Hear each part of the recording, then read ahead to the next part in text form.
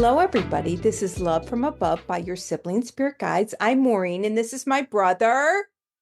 Hey, Maureen. Hey, everyone. This is Brian. Oh my gosh, we're so happy to be here. On this podcast, we share daily channelings we receive from star beings, ascended masters, mythical beings who really exist, and occasionally our ancestors. And today's topic is all about messages from the Pleiades planet. Brian, I went through, we got a recent message from the Pleiadians, and I went through and we've gotten hundreds of messages, and we've probably gotten, I don't know, 12 or 13 from the Pleiades, but it is interesting. I'm grateful to get all of these different sorts of messages. How about you? Yeah, they're and I think we've also read a lot of books about them. Then they've been, involved in humanity. I think since the inception. So yeah, I think it's, something more mainstream probably aren't as aware of, but I think they're consistently been, a part of humanity's existence in one way or another. Yeah, and they came through most recently on an unusual topic, what to wear, which we'll get into. It makes sense, but you wouldn't think that you'd get a message from Star Beans on what to wear. But our first topic is having a united and singular focus. Brian, you want to kick us off? Sure. It says we are from Pleiades, which is considered a sister planet to your present location. We come to visit you both often as you originate from a nearby sister star. There are many who reside now on Earth but still feel the calling, the strangeness that comes from residing in a foreign land. You shall soon all return home to our loving planet. The journey is not as long as one on Earth would imagine. It can easily be done in the sleep state. This is beneficial for one to return to their native lands, if only for a few seconds. The welcoming feeling of being where you once belonged is rejuvenating. Um, so let me stop there. So have you traveled? Do you know? Have you traveled in your sleep back to Pleiades? I'm sure I have. I don't have any memories of it, but as I think we've talked about it, like I from the moment I was became conscious of being on this planet, I felt like, okay, there's been when I was a kid, I used to always think God made a big mistake, not where it's supposed to be. And so yeah, I can totally relate to, feeling like this earth is a strange place. So returning back to the Pleiades, feeling like home. I can totally understand that. What about you? Yeah, same. I don't have any recollection, but I believe same thing. I'm sure I probably have as well. But it it is interesting. So they go on to say, we shall give you a brief outline of our present circumstances. We now travel in giant ships that resemble the size of one of your satellite moons. So think about that. I mean, wow. Um, we easily transmit our loving frequencies to planets in need of additional help. There are some focused on the ascension process on Earth, others are misguided and look for the wrong direction for their future growth. This constant pulling in different directions holds back the general populace of this planet. Imagine your corporations which so frequently populate the business aspect of your planet. If you had the same scenario in a corporation, growth could never be achieved. Similarly, you can see when a nation is focused on one task, as has happened in the past with your battles between each other, one can easily surmount the other. We say that the entire nation, the entire planet should be focused on augmenting their personal connection with the one. There's no greater task for each individual. So, great message. What are your thoughts on the message?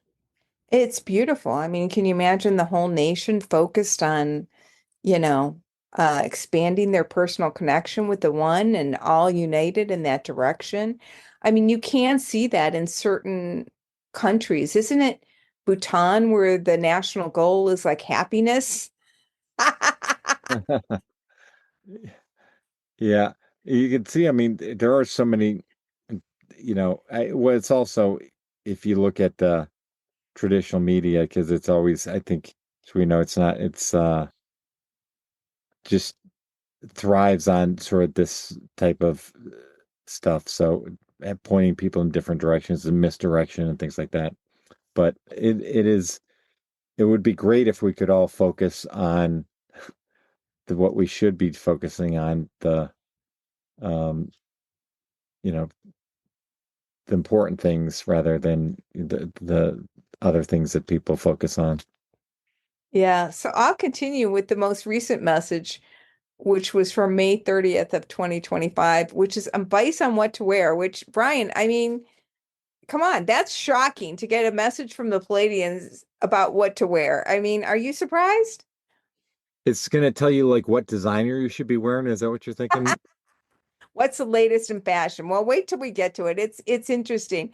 They said, "Oh, how we adore our human brothers and sisters. We cast aside old ways and reach forth to shake your hand, the welcome greeting used most often in your land. Rest assured that we are always near and you can reach us with the snap of a finger or the ring of a bell. We are those of the Palladian Empire, and our connections with humans have been long been recorded in your historic tests. Our outposts have been manned here for as long as your time has been recorded. We consider this planet to be an outpost of our beautiful homeland. Now we wish to cut to a new topic. This is not often discussed in your physical realms, but we wish to augment your basic knowledge with regard to the external clothing garments that you choose to wear. What is important is that your pleasure in wearing the suitable outfit is enhanced with the garment that you have chosen. If something is not to your liking, it is not wise to wear it. Your comfort should be the ultimate priority in selecting any garment to wear. So I'm going to stop there. What do you think about that, brother? Well, um, yeah, it's interesting because I think I'm always think that people dress too casually and too comfortable, but I guess I shouldn't be focused on that, and it's all about being comfortable. It this doesn't they don't mention. I think we read somewhere else. It wasn't actually a message, but something else I read that was suggesting it should be natural fibers.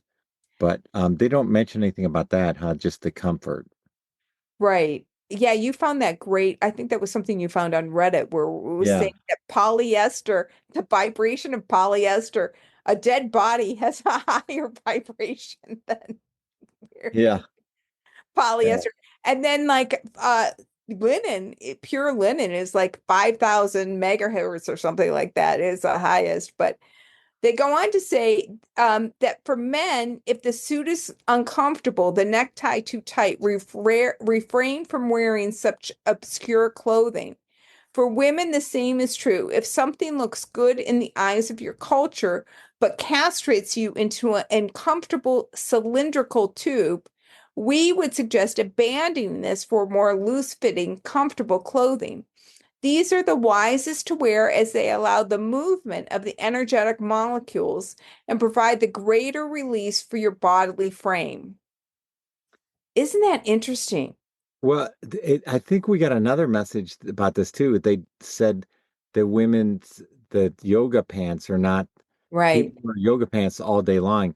Now, see, that's something that may be comfortable, but then it's restrictive and it doesn't allow for the energetic movement across your bodily frame. So it's more like, shorts or sweatpants, comfortable, looser fitting clothing, which is um yeah, I think it's a good message. Is something that I certainly don't always dress like that, but I have to keep that in mind for sure. Yeah, and I'm talking to you wearing yoga pants right now. Yeah. So yeah, I definitely gotta wear the looser clothes. That is for sure. Yeah, well, interesting. So, um, then we have a couple more messages from the Pleiadians. So on September 7th of 2024, it was on love. So this is the Pleiadian brothers and sisters. We are ever present by your side. You are one of us, though you may not remember the cords that bind us. We shall remind you now. What is love? This is the question that has puzzled your poets and mystics and sages. The question is ever present in the minds of human beings, and we shall answer this question. Love is not a word, but a feeling.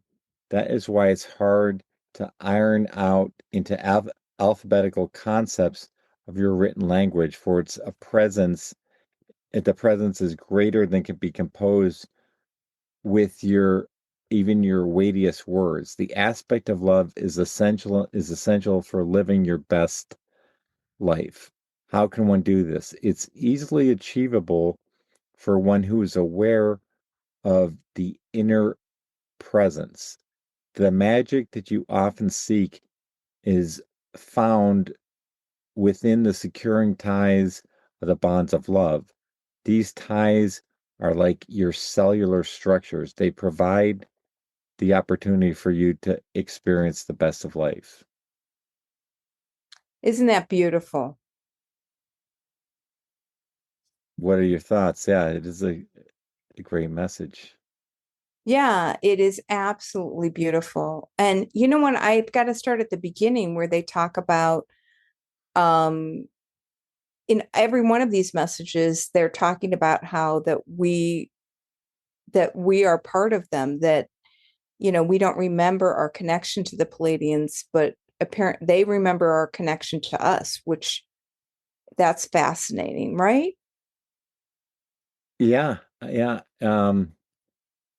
So it's they don't go into it, but haven't you read that most people on Earth have had prior, um, have been lived on Palladian on Pleiades in the past? So I think I mean, that's what they're referring to, right? Yeah, I have not read that. What I've read is, and I think we've talked about this before, that the changing point in human history was when the U.S. released those atomic bombs, and then after that, the call went out across the galaxies that people needed to come in and be born on this planet. So I think that and Dolores Cannon talks about that, how there's the first wave of volunteers, the second wave of volunteers, the third wave of volunteers. I think you and I are in the second wave of volunteers. So I would say that, yeah, for people who, after 19, whenever those atomic bombs went off, um, that's when everything changed. But people who are incarnating now definitely have more of a connection to our star being brothers and sisters. Does that make sense? Yeah, that makes sense. Yeah, but you can see that. I mean, love is a hard word to describe. It is more of a feeling, and that's why there's so many songs and poems and books and everything described, because it's how do you describe it? I mean, it's something that's tangible. It's really hard to put into words. Yeah, totally. So I want to end with our first contact with them, which was December 15th, 2023, which is another story about love. It says, let's begin with a story. A story of love blossoms in a heart. It is a seed that is germinated from before you were born. It is an inkling to activate this particular form of love. In this way, love may be similar to a computer game where you move along a maze and an event is triggered. For one, the smell of a rose may activate a lifelong interest in gardening. For another, it may be a bond with an animal, a horse, a cow that fulfills a part of themselves. For what is love but a fulfillment of God's divine love within you? To activate more portals of love, the heart indeed must be wide open. The closed heart is a prescription for failure and calamity. The open heart knows only thriving success. Open that heart, people. Open that heart. Yep. Yep. And so if someone's not familiar or just hasn't listened to maybe some others, how would you tell people to open their heart? What would you say the best way to do it is? Oh, well, it's just for me, I don't know about you, for you, brother, but I feel like a clenching. That's when I know my heart is closed. It's like it's literally my hand. If my heart were a fist, it would be like clenched. So it's just the opposite of it. It's just opening it and relaxing it. It's super easy. It can be done with one breath, but it's that clenching, which usually happens with fear. With fear, you stiffen up. Yeah. And then it's like the deep exhale and letting it open, visualizing it. I mean, supposedly, according to our new favorite teacher, Brian and I, new favorite Diana Cooper, it's got 33 petals. And just imagining those 33 petals like unfolding and blossoming. What do you advise? Yeah, I think refer to the prior episode where we talk about breath work. And like you mentioned, that's totally the shallow breathing. And like when you're in a tight situation and you're shallow breathing and in fear, just step back and do the deep breathing or the Wim Hof or the 478 or any just taking a deep breath. And that can make all the difference. So that's exactly what I would think. But all right. Well, this is a good compilation of these. I forgot about all these different messages, but good compilation that we have here. Yeah. Thank you, everybody. And thanks, Brian. We'll talk to you all next week.